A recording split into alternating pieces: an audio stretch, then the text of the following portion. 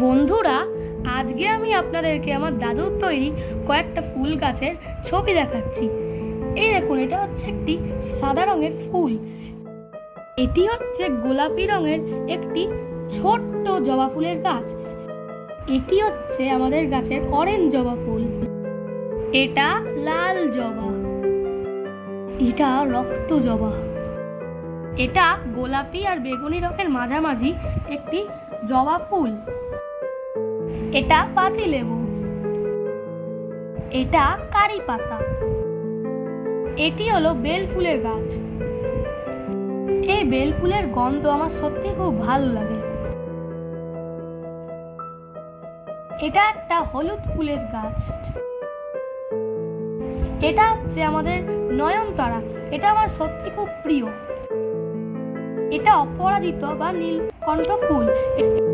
এটা রঙ্গন ফুলের গাছ। রঙ্গন আমার একটি বন্ধুর নাম।